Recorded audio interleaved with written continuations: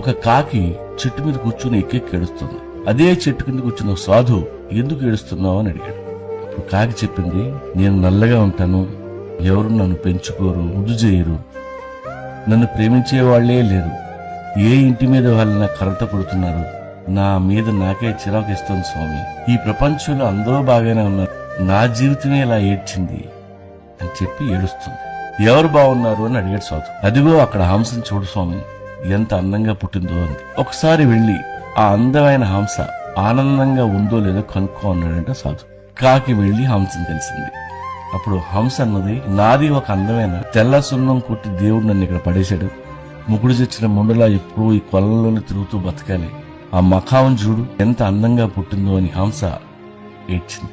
So పక్కోడి జీవితం మనకంటే బాగుందని అనుకుంటాం, డబ్బు ఉన్నోడు మనకంటే బాగా బతుకుతున్నాడని అనుకుంటాం. ఏం కాదు, ఇక్కడ అందరి జీవితాలు అలాగే తగిలినాయి. అందరినీ పుట్టించిన దేవుడు హ్యాపీగా ఉన్నాడో లేదో ఎవరికి తెలుసు. కాబట్టి ఎవడి కష్టాలు వాడి. ఆ కాకిలాగా మనల్ని ఎవడో లవ్ చేయకపోతే ఇంకా అదృష్టం, ఇంకా ఆనందంగా బతుకు.